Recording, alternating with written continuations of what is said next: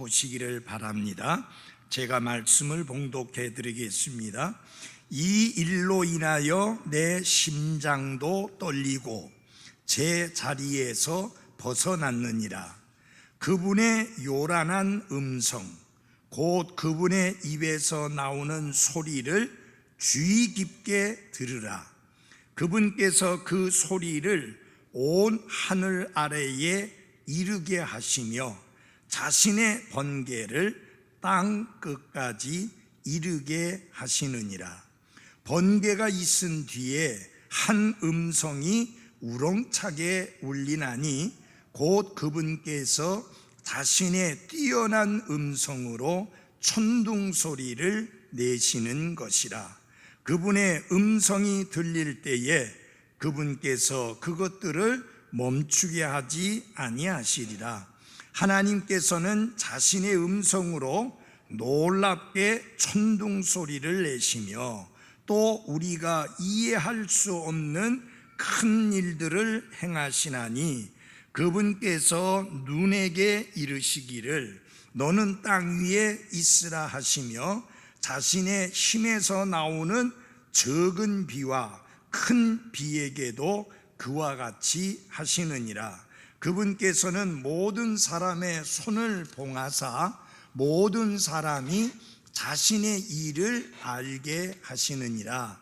그 때에 짐승들은 굴에 들어가 자기 처소에 머물며 남쪽에서는 회오리 바람이 오고 북쪽에서는 추위가 오며 하나님의 수음에 의해 서리가 내리고 물들의 너비가 줄어드느니라. 또한 그분께서 물을 뿌리심으로 빽빽한 구름을 지치게 하시고 자신의 밝은 구름을 흩으시는도다.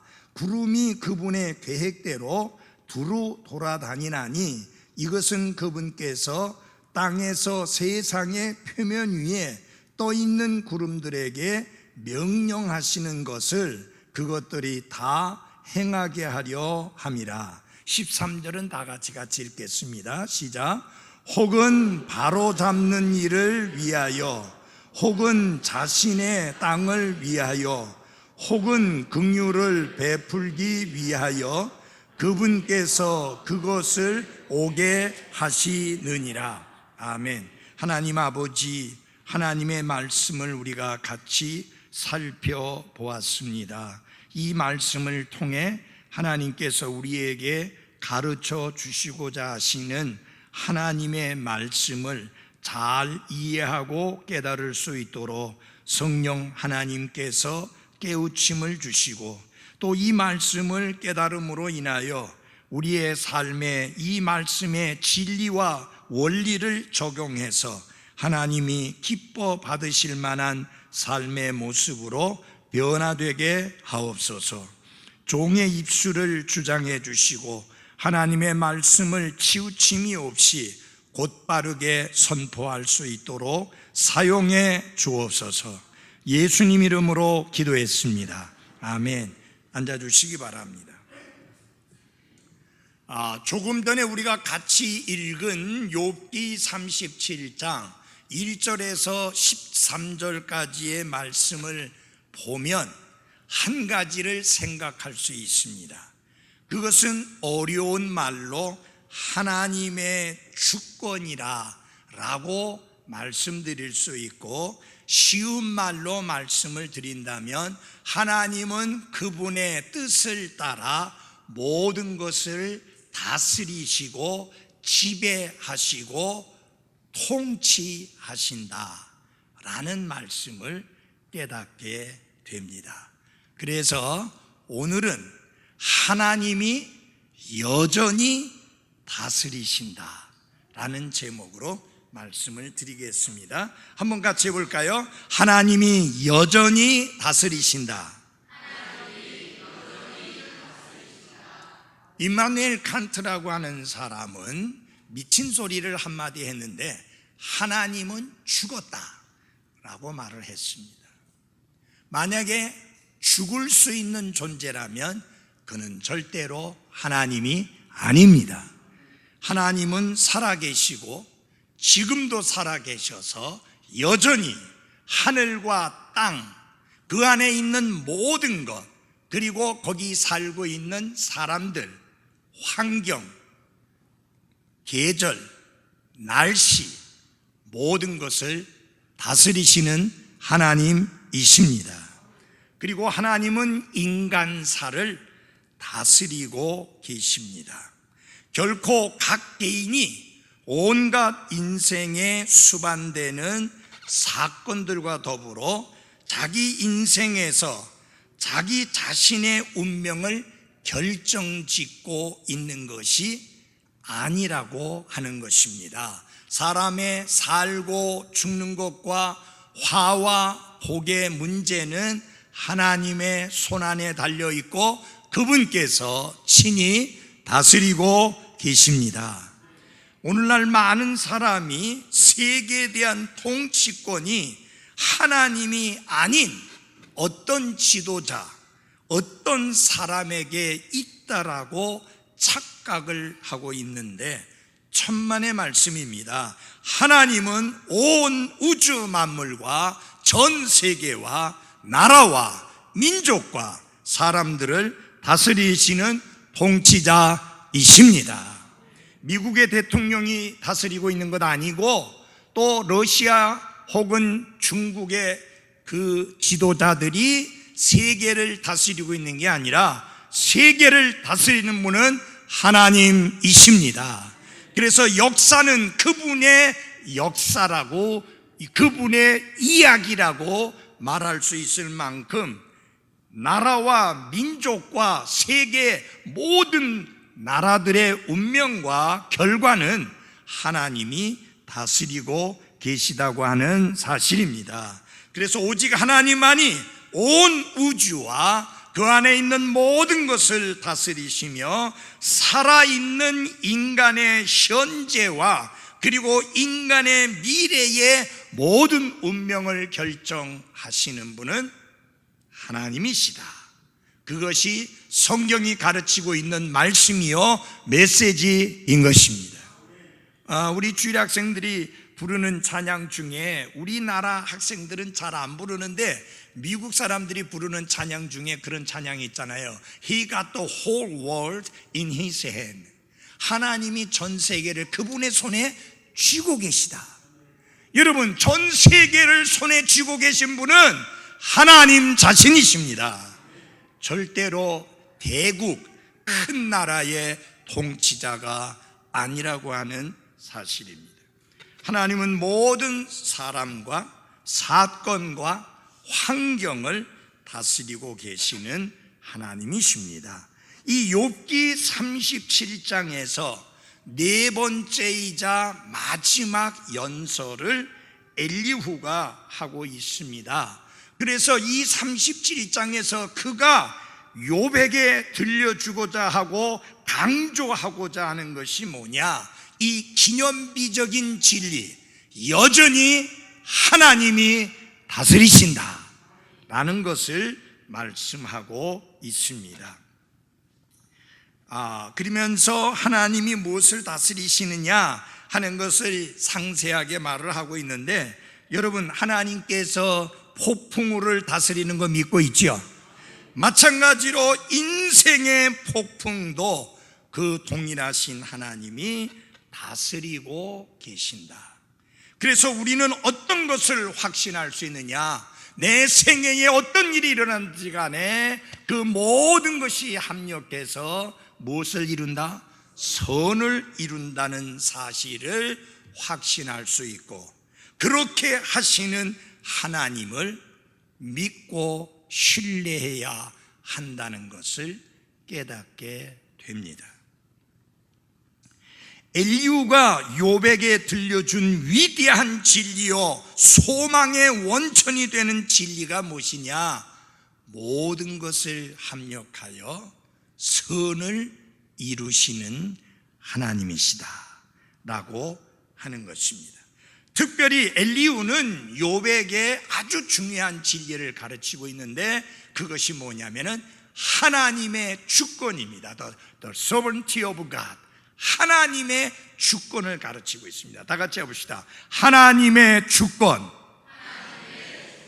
하나님의 주권이라는 것은 무엇이냐? 하나님이 최고의 권위자로서 모든 일들이 하나님의 통치하에 다스려지고 있다라고 하는 것을 가르치는 게 하나님의 주권이다, 그렇게 이야기합니다.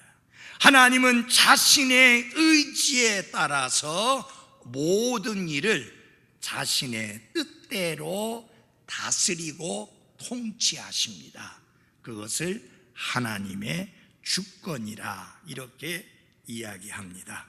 특별히 엘리후는 욥에게 그것을 가르치려고 이제 의도하고 있는데, 그것을 가르치기 위한 수단으로서 모든 사람이 쉽게 알고 느낄 수 있는 자연 속에 나타난 하나님의 강력한 권능을 예를 들어 설명하면서 욥에게 하나님의 절대적인 주권을 가르치고 있습니다. 찰스 스폴전 목사님은 이렇게 말한 적이 있습니다. 하나님의 주권에 관한 교리보다 자기 자녀들에게 위로가 되는 하나님의 속성에 대한 진리는 없다. 그만큼 하나님의 주권에 관한 교리는 중요하다. 큰 위로가 된다. 여러분이 어떤 힘들고 어려운 일을 당하게 될 때에 그것이 하나님의 주권 아래 이루어지고 있고 허용되어진 것이라는 사실을 깨닫게 되면 크게 위로를 받습니다. 결코 나는 하나님 앞에서 제외된 존재가 아니라 하나님의 절대적인 그분의 의지와 뜻에 의해서 내 삶에 허용된 아픔이요, 슬픔이요, 고통이라고 하는 것을 받아들이게 될 때 이것은 우리에게 크게 위로가 될 수 있는 것입니다. 그래서 엘리후는 이제 하나님의 주권을 통해서 욥에게 하나님이 얼마나 크신 권능을 가지고 모든 것을 다스리시는가 하는 것을 설명하기 위해서 자연에 나타난 하나님의 주권과 권능을 말씀하고 있습니다. 그래서 36장 26절에서 37장 24절까지를 통해서 그 사실을 가르치고 있는데요. 특별히 여러분, 우리가 지금 몇 가지 계절이 있죠? 4계절, 4가지 계절이 있죠. 그래서 겨울을 통해서 하나님이 나타내 보이시는 하나님의 주권, 봄을 통해서 나타내 보이시는 하나님의 주권, 그리고 여름을 통해서 나타내시는 하나님의 권능과 주권, 그리고 가을이라는 계절을 통해서 나타내시는 하나님의 주권과 권능을 지금 36장 27절로부터 시작해서 37장 24절에까지 그 말씀을 하고 있습니다. 그래서 오늘 이 시간은 먼저 첫 번째로 아까 말씀드렸죠. 하나님이 여전히 뭐 하신다? 다스리신다. 무엇을 다스리느냐? 엘리후가 자연을 다스리시는 하나님의 주권을 통해서 하나님의 권능을 욥에게 가르쳐 주고자 하는데, 첫째, 하나님은 번개와 천둥을 다스리신다. 무엇과 무엇을요? 번개와 천둥을 다스리신다 라고 말씀을 하고 있습니다. 근데 이 엘리후는요, 상당히 그 표현이 특이한 표현을 씁니다. 과학자의 정신을 가지고 과학적인 이야기를, 그러니까 21세기의 과학자들이, 기상학자들이 보더라도 전혀 흠을 잡을 수 없을 만큼 과학적으로 정확한 그런 내용을 말하는데, 대신에 표현은 어떤 식으로 하느냐? 시인의 마음을 가지고 번개와 천둥에 대해서 설명을 합니다. 그래서 이 말씀을 읽으실 때 여러분들이 이해하기가 쉽지 않은 게, 막 직접적으로 이렇게 직설적으로 기록을 했으면 이해하기가 쉽잖아요. 이걸 시적인 표현으로 표현을 해놓으니까 이해가 조금 어려울 수 있는데, 우선 여러분이 첫 번째로 아셔야 될 것은 뭐냐? 번개와 천둥은 누가 다스리신다? 하나님이 다스린다. 기상학자들은 기상 상태를 분석을 해서 이렇게 저렇게 말하지만, 우리가 아는 것은 무엇이냐? 우리가 확신하는 것은 무엇이냐? 하나님이 번개와 천둥을 다스리신다 라고 하는 것입니다. 자, 그래서 엘리후는 욥의 인생에 일어난 사건들에 대한 하나님의 권능을 설명하기 위해서 번개와 천둥을 통해 나타난 하나님의 권능을 설명하고 있습니다. 자, 이것이 아주 굉장히 중요합니다. 그래서 엘리후는 번개를 하나님이 사용하시는 무기로, 그리고 천둥을 하나님이 말씀하시는 음성으로 이렇게 설명하고 있는 것을 볼 수 있습니다. 먼저 천둥과 번개에 나타난, 번개와 천둥에 나타난 하나님의 권능을 함께 살펴보겠습니다. 자, 여기 엘리후는 하나님의 폭풍을 보고서 두 가지를 생각합니다. 이 기후에, 어떤 이 기상 상태에서 폭풍이 일어나는 이런 것을 보면서 그는 두 가지를 생각을 하는데, 하나는 무엇이냐? 하나님의 주권이요, 또 다른 하나는 하나님의 선하심을 생각합니다. 잠깐 31절을 보겠습니다. 여기 36장 31절입니다. 이것은 그것들로 했는데, 그것들은 무엇을 말하느냐? 폭풍을 말합니다. 그것들로 그분께서 백성들을 모하시며 심판하시며 먹을 것을 풍성히 뭐예요? 주시느니라. 예, 폭풍은 어떤 경우에는 하나님 앞에 사악하게 행한 자들을 심판하시기 위한 도구일 수 있는가 하면, 어떤 경우에는 그것이 먹을 것을 풍성히 주는 수단일 수 있다라고 하는 것입니다. 여러분, 우리는 태풍이 끼치는 해악만 생각하고 태풍이 좋지 않다고 생각하지만, 태풍이 한 번씩 일어나야 되는 이유가 바다를 한번 뒤집어서 정화시키고, 그리고 여러 가지로 좋은 결과를 가져오기 위한 목적으로 하나님이 태풍이 불게 한다라고 하는 것입니다. 그래서 이것은, 이런 폭풍이나 태풍을 보면서 하나님의 권능을 생각하게 되고 하나님의 권능에 대한 두려움을 일으키게 하는 것입니다. 그래서 37장 1절에 보면 엘리후가 이런 고백을 합니다. 이 일로 인하여 내 심장도 떨리고 제자리에서 벗어나느니라. 하나님이 번개와 천둥을 다스리시는데, 하나님이 번개가 치게 하고 천둥 소리가 울려 퍼지게 할 때 그것으로 인하여 자기의 심장이 떨린다. 그리고 심장이 떨리는 나머지 제자리에서 벗어났다라고까지 표현을 합니다. 엘리후는 이 번개와 천둥 소리에 나타난 하나님의 강력한 권능에 대하여 깊은 두려움에 사로잡히면서 그 하나님의 주권적인 통치와 그분의 권능에 대한 생각을 생각해 보니까 내 심장이 떨린다 라고까지 말합니다. 사랑하는 여러분, 여러분은 하나님의 권능에 관한 말씀을 들을 때 하나님의 권능이 나타난 것을 때로는 쉽지 않게 보게 될 때에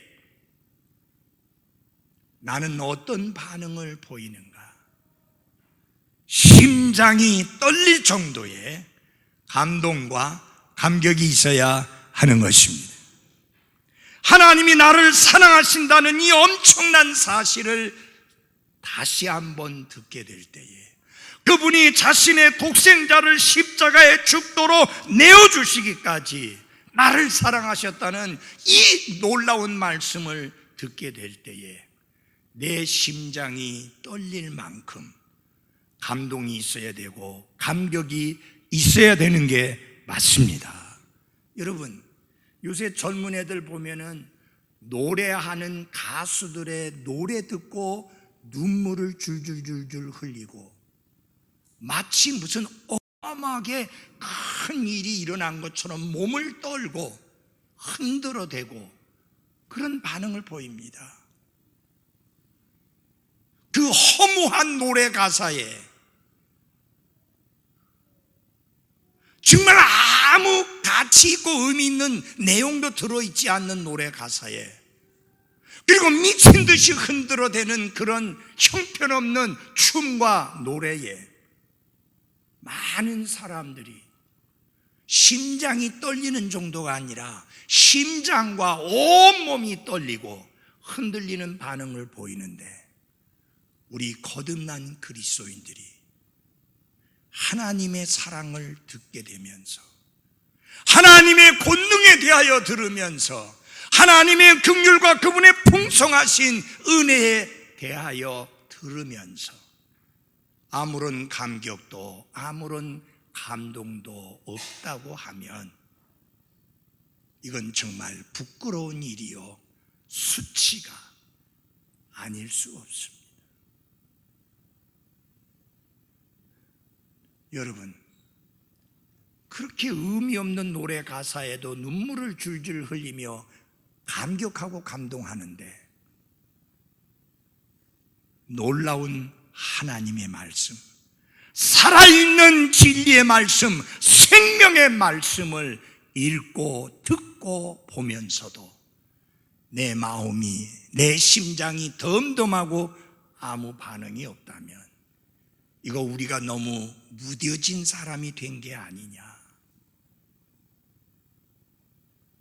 엘리후는 하나님이 나타내신 번개와 천둥을 통해서 나타내신 하나님의 권능을 생각할 때 내 심장이 떨리고 심장이 제자리를 잃을 정도로 감동과 감격을 받았다라고 고백하는데 여러분이 성경을 읽으면서 눈물을 글썽이신 때가 언제였습니까?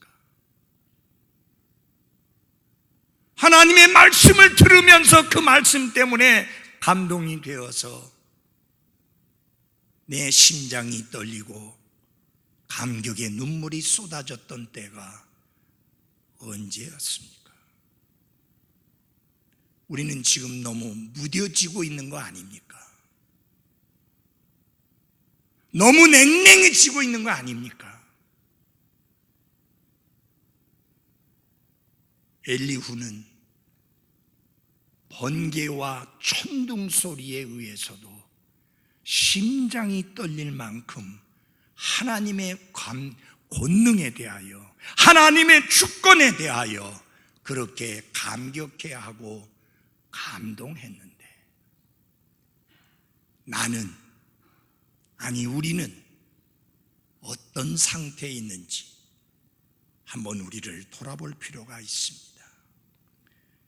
그의 고백은 이런 내용입니다.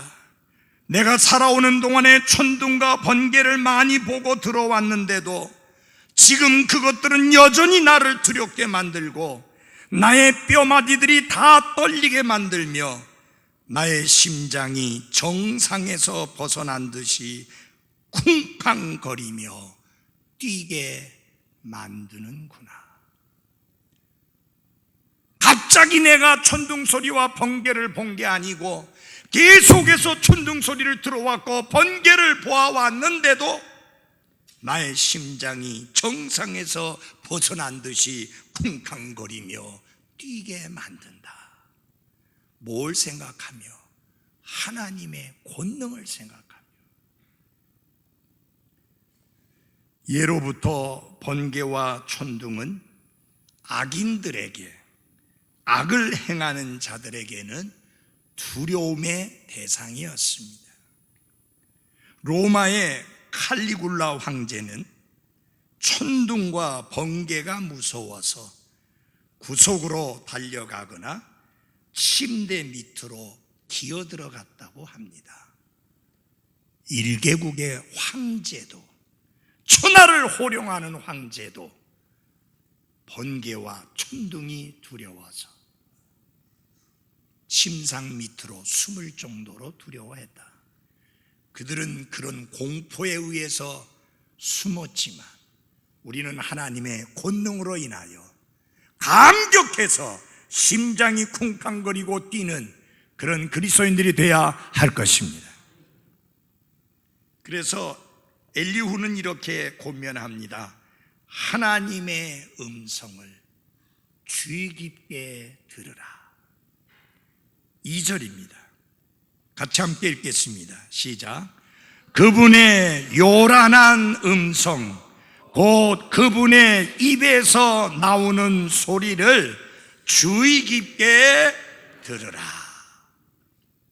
여기서 그분의 요란한 음성, 그 입에서 나오는 소리라고 시적인 표현을 했는데 이게 뭘 말하는 거냐? 천둥 소리를 말하는 겁니다.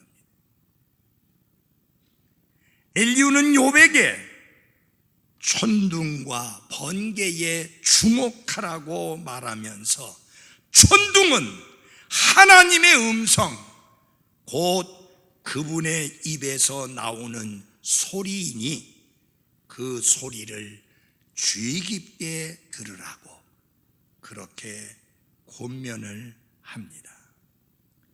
천둥 속에서 하나님이 우리에게 주시는 교훈과 그분의 음성을 알아듣고자 한다면 우리는 주의 깊게 듣지 않으면 안 됩니다. 여러분, 천둥 소리를 들을 때마다 아이고 비가 많이 오겠구나 라고 하는 그런 기상 상태, 그것만 생각하지 말고, 야, 하나님이 얼마나 크신 하나님이라면 그분이 한마디 말씀하시니 우리 동네가 쩌렁쩌렁 울리는구나. 여러분, 천둥 소리가 제가 살고 있는 연제구만 울려주는 게 아니잖아요. 동네 구도 울리고 다른 구도 울리고, 하나님의 음성이 그렇게 권능이 있다. 여러분, 그렇게 권능이 있는 하나님의 음성, 하나님의 말씀이 왜 내 마음속에는 아무런 감동도 아무런 감격도 주지 못하는가?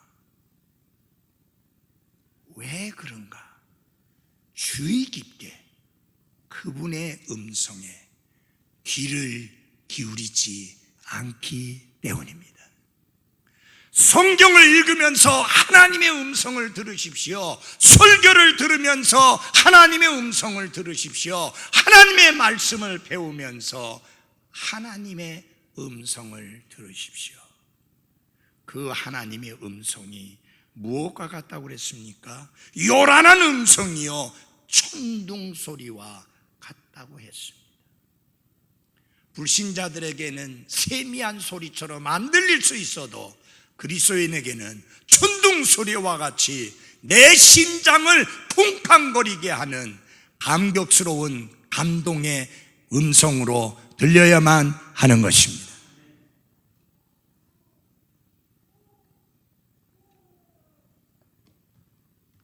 엘리후는 천둥 속에 나타난 하나님의 권능을 깨달으라고 권고하면서 천둥을 하나님의 음성으로 그렇게 설명을 합니다.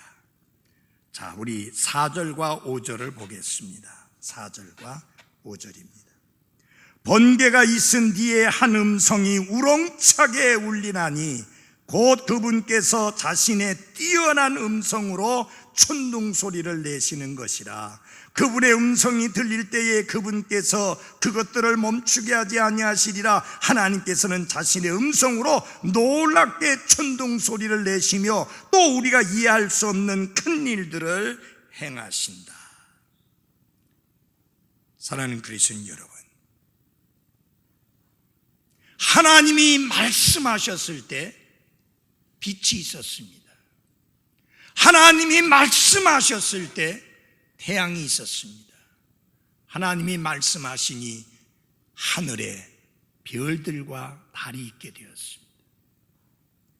그분의 말씀에는 권능이 있습니다. 천둥 소리와 같이 큰 소리든 세미한 음성이든 하나님의 말씀에는 권능이 있습니다. 그 하나님의 말씀은 여러분과 제가 도저히 이해할 수 없는 놀라운 일들을 행하는 권능이 있음을 기억하십시오. 그렇기 때문에 우리는 하나님의 말씀에 주의 깊게 귀를 기울여야 하는 것입니다.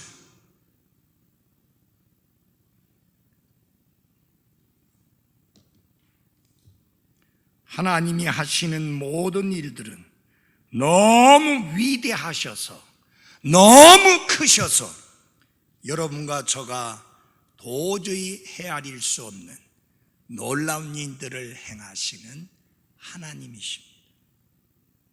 근데 여러분, 하나님이 그 놀라운 일들을 무엇을 통해서 하시느냐? 말씀을 통해서 하신다. 말씀을 통해서 하신다. 말씀으로 우주 만물을 창조하지 않았습니까? 인간만 제외하고 하나님은 어마어마한 우주를, 지구를 말씀으로 창조하셨습니다. 그래서 그분의 말씀에는 권능이 있습니다. 그분의 말씀은 우리가 도저히 이해할 수 없는 놀라운 일들을 행하시는 권능이 있다. 그 하나님의 말씀이 여러분과 제가 이해할 수 있는 글씨로 기록되어진 것이 성경책인 것입니다.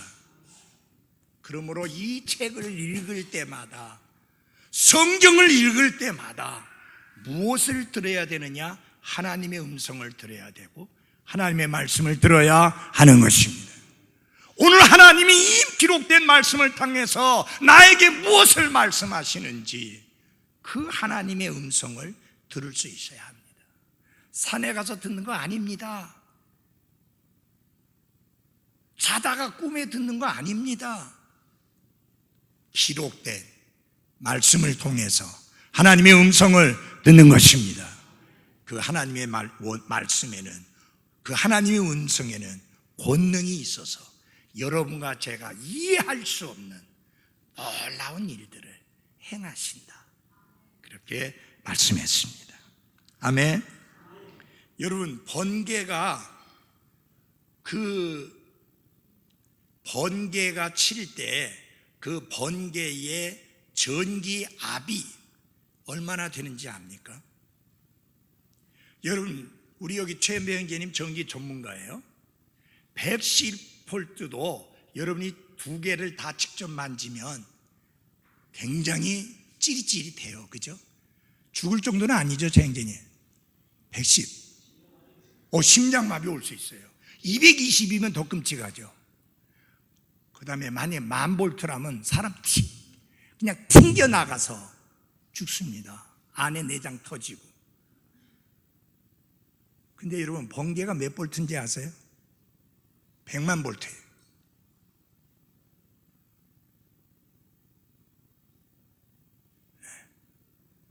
하나님은 수력발전소 돌리거나 화력발전소 돌리거나 원자력발전소 돌림이 없이 그 어마어마한 전기를 순식간에 만들어내십니다.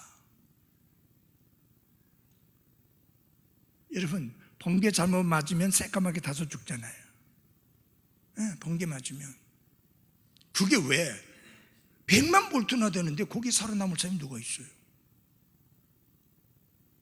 여러분, 이런 걸 보면서 하나님의 권능을 보며 우리의 심장이 쿵쾅거리고 뛰고 감동해야 안 되겠습니까?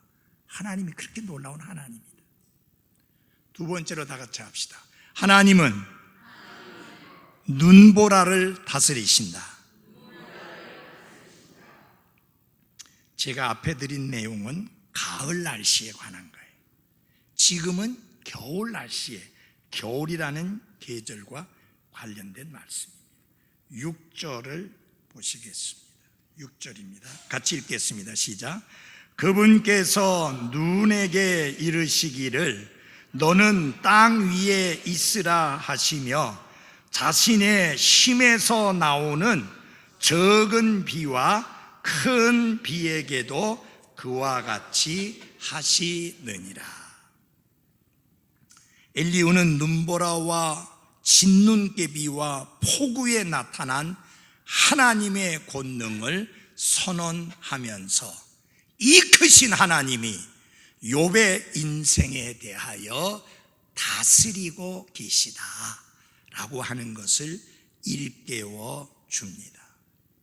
우리는 일상생활 속에서 흐리다거나 맑다거나 덥다거나 춥다거나 이 날씨의 변화와 좋고 나쁨을 생각하고 또 서로 말하며 나누기도 합니다. 아이고, 오늘은 뭐 습도가 너무 높으네. 아이고, 오늘은 너무 덥네. 아이고, 태풍 온다고 하는데 바람이 뭐 대단하대. 근데 여러분에게 묻고 싶습니다. 그 많은 기후에 관한 이야기를 하면서, 바람과 날씨에 관한 이야기를 하면서 하나님 이야기합니까? 그것들을 지휘하시고 그것을 통제하시고 그것들을 다스리시는 하나님에 대해서는 얼마나 우리가 망각하고 있는지요. 그것들을 통해서 하나님이 그분의 권능을 보이시고 그분의 목적을 이루어 가시는데 그 하나님을 두려운 마음으로 바라보고 생각하는 것은 하나도 없고 그냥 일기예보에 대해서만 주고받는 일에 바쁘다. 불신자들은 그렇다 할지라도 우리 그리스도인들은 이 일기에 대한 대화 속에 하나님의 권능에 대한 대화가 함께 해야 된다고 믿습니다. 그렇잖아요. 하나님이 주장하시고 지휘하고 다스리신다. 번개와 천둥 속에서만이 아니라 그렇게 두렵지도 않고 그렇게 요란하지도 않은 일상적인 날씨의 변화들 속에서도 우리는 하나님의 권능과 하나님의 영광을 볼 수 있어야 하는 것입니다. 그래서 하나님은 눈과 비를 다스리신다. 거기 보면 참 시적인 표현을 썼어요. 하나님이 눈에게 이르기를 너는 땅 위에 있으라. 그 말이 무슨 말이에요? 땅에 내리라 그 말이에요. 천둥과 번개는 통상적으로 여름에 많이 일어나지만 엘리후는 지금 여기 무슨 날씨를 말하는가? 겨울 날씨를 말하고 있습니다. 하나님은 눈에게 명령하시기를 그 눈이 땅에 내리라 라고 말씀하시니까 그 눈이 순종해서 땅에 내린다. 마치 인격이 있는 존재인 것처럼 하나님이 땅에 내리라고 하니까 그 눈이 내린다. 엘리후는 그렇게 믿었어요. 하나님이 지휘하시고 하나님이 통제하시고 하나님이 여전히 그 눈도 다스리신다. 그래서 내리라 하면 내리고 멈추라 하면 멈춘다. 여러분 그렇게 믿나요? 그렇게 안 믿어요?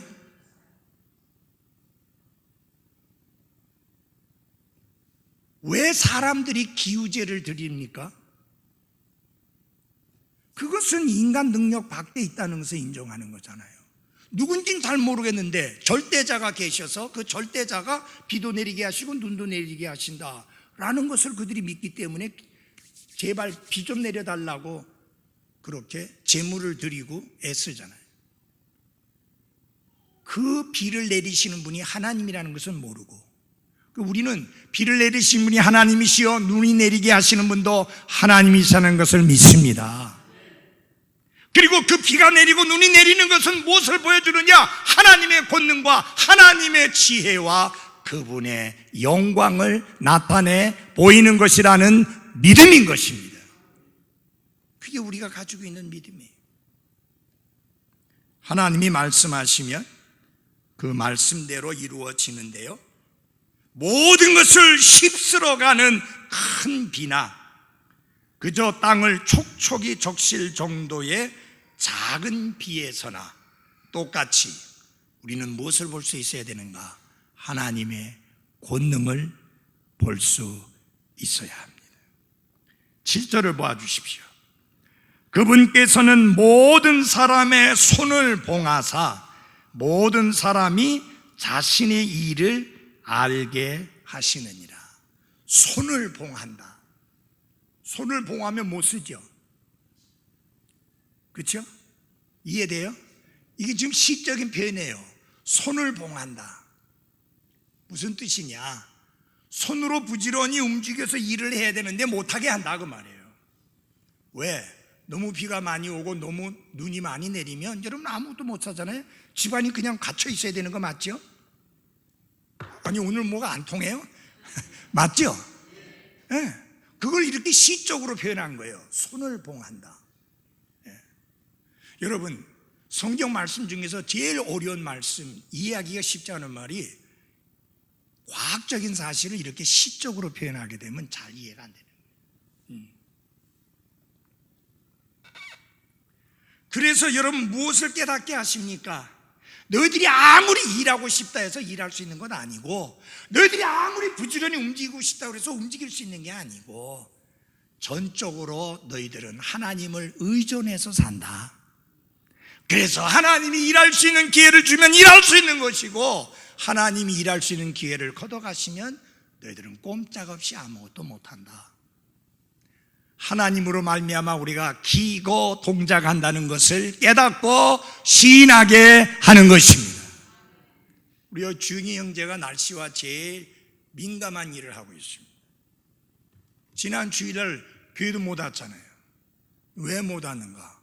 이번 주간에 주간 날씨가 비가 계속 온다니까 비가 안 오는 주일날 일해야 된다고 사람들 불러 모아서 일 시킨다고 못 온 거예요. 위에서 그렇게 명령이 떨어지게 하는 거예요. 근데 여러분, 포스코 건설 아니라 그보다 100배 1000배 큰 건설이라 할지라도 하나님이 폭우를 내리시면 아무리 하고 싶어도 못해요. 하나님이 손을 봉하는데 뭐 어찌할 수 있어요? 우리 그거 알아야 됩니다. 우리의 움직이고 살고 먹고 일어나고 앉고 일하는 모든 것이 하나님의 손에 달려있다. 그거를 알아야 돼요.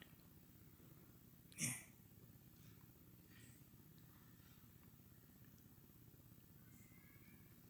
겨울에 눈이 오고 큰 비가 내리면 인간의 행동이 제한되고 그의 노동이 중단되고 일꾼들은 일손을 놓아야 됩니다. 겨울에 추워지게 되면 사람들에게만 변화가 일어나는 게 아니라 짐승들에게도 변화가 일어납니다. 8절을 보겠습니다. 같이 읽겠습니다. 시작. 그때에 짐승들은 굴에 들어가 자기 처소에 머물며, 겨울에 눈이 너무 많이 오고 큰 비가 내리면 짐승들의 행동이 제한되어서 야외 활동에 적합한 짐승들이 굴을 찾아 들어가서 결국은 야외 생활이 일시적으로 중단됩니다. 그것을 다스리시는 분이 하나님이십니다. 그래서 여러분 동물들이 뭐해요? 겨울잠 자잖아요. 네. 겨울잠 자잖아요. 굴에 들어가서 아무것도 안 해. 야외 생활하던 짐승들이 굴에 들어가서 그 굴에 머문다. 그런 이야기. 여러분, 동물들, 짐승들조차도 지들이 하고 싶은 대로 마음대로 되는 게 아니라 하나님의 계획에 의해서, 하나님의 다스림에 의해서 겨울잠을 자야 된다고 하나님이 하시면 들어가서 겨울잠 자야 돼요. 계속 여러분 제가 강조하는 게 뭐예요? 하나님이 여전히 뭐 하신다? 큰 소리로 다스리신다. 하나님은 바람을 다스리십니다. 9절을 보십시오. 9절 같이 읽겠습니다. 시작. 남쪽에서는 회오리 바람이 오고 북쪽에서는 추위가 오며. 남쪽에서 부는 바람은 그렇게 찬 바람은 아닌데 뭐가 많이 일어나느냐? 회오리 바람이 많이 일어나요. 그런데 이 말씀이 기록될 때가 주전 한 4,000년 전 가까이 되는 그런 시대인데 어떻게 이거 알았을까요? 엘리후가 뭐 똑똑하고 아니면 과학을 전문적으로 공부해서가 아니에요. 하나님이 말씀해 주시고 가르쳐 주시니까 하는 거예요. 여러분, 얼마 전에, 며칠 전에 바하마에서 큰 태풍이 불었죠. 회오리 바람 불어가지고 쑥대밭 됐어요. 시속 297km, KTX보다 더 빨리 부는 바람. 여러분, 그 정도 바람이면 사람 서 있지 못해요. 그래서 어떤 분이 이야기를 했더라고요.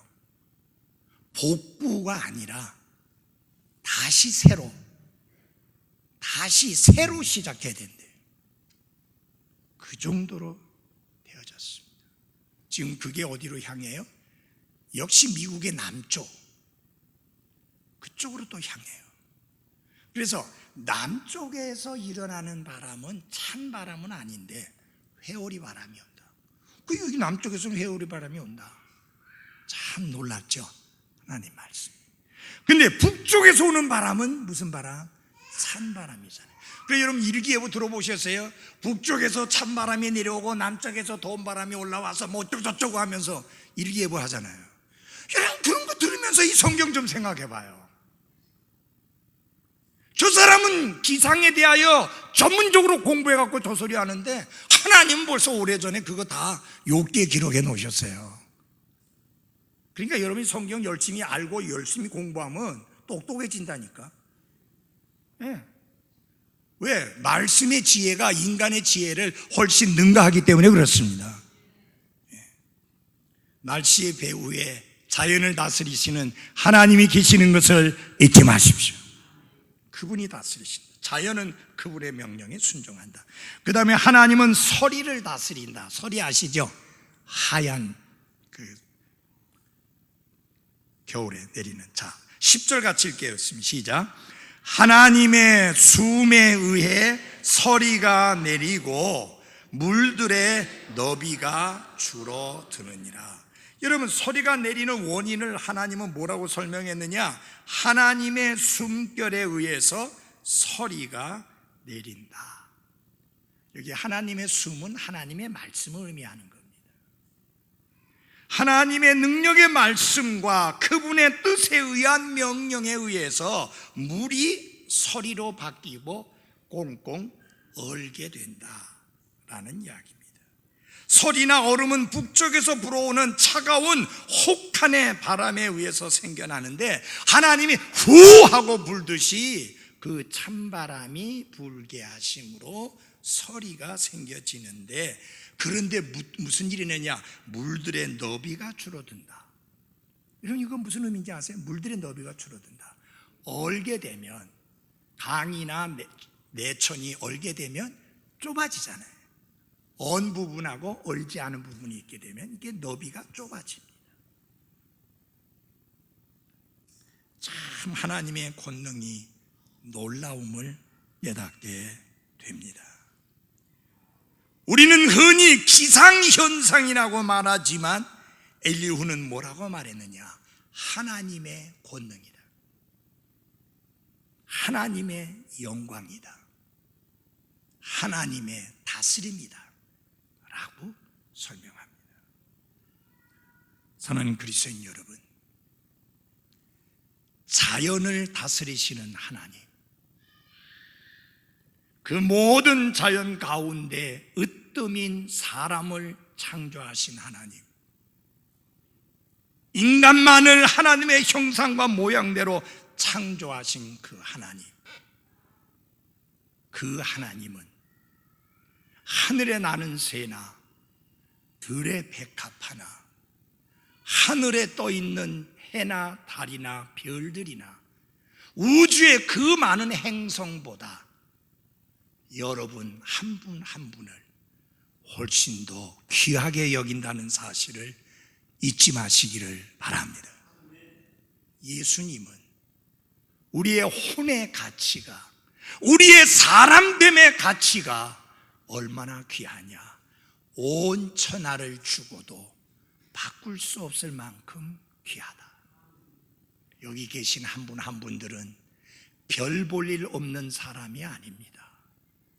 온 천하하고도 바꿀 수 없는 귀한 분들이라는 사실을 잊지 마시기를 바랍니다.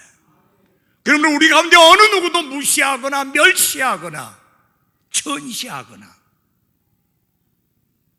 천대하는 일이 절대로 있어서는 안 됩니다. 저들은 하나님 앞에 존귀하게 지음받은 하나님의 창조물이요, 만물의 영장 으뜸이라고 할 수 있는 존재들이요, 더군다나 말씀과 성령의 역사를 통해서 다시 태어나서 새로운 창조물이 된 사람들이니 얼마나 귀한 사람들인지 모릅니다. 여러분 한 분 한 분들이 다 그런 분입니다. 그러면 여러분 어떻게 사시겠습니까? 1전짜리 인생으로 사시겠습니까? 100원짜리 인생으로 사시겠습니까? 하나님은 우리를 이 세상에 있는 모든 걸 다 끌고 와서 다 준다 할지라도 바꿀 수 없이 귀한 것이라고 했는데, 그렇게 귀한 존재라고 했는데 우리가 어떻게 살아야 되겠습니까? 왜 기죽고 삽니까? 왜 열등감 속에서 삽니까? 왜 스스로를 자학하면서 삽니까? 왜 스스로를 무시하고 멸치하며 삽니까? 왜 여러분의 소중한 인생을 슬픔으로 얼룩지게 하며 삽니까? 우리는 기뻐하며 살 만한 이유가 있고, 즐거워하며 살 만한 이유가 있고, 감사하면서 살 만한 이유가 있습니다. 왜냐하면 우리는 그 크신 하나님의 사랑받는 자녀이기 때문입니다. 늘 그걸 잊지 마십시오. 다른 사람이 여러분을 무시하는 말을 하거든 그거 신경 쓰지 마세요. 그들은 나를 몰라서 그래요. 나의 가치를 몰라서 그래요. 다른 사람은 다 몰라도 하나님은 알고 그리스도인인 여러분과 저도 알아주어야 합니다. 존귀한 분으로 성경에 말씀한 대로 존귀하게 대하십시오. 무시하거나 멸시하지 말고 존귀하게 대하기를 바랍니다. 왜냐하면 그렇게 존귀한 존재이기 때문입니다. 여전히 하나님이 다스리십니다. 우리는 그분의 다스림을 받는 귀한 성도들이라는 것을 잊지 마시기를 바랍니다. 기도하겠습니다.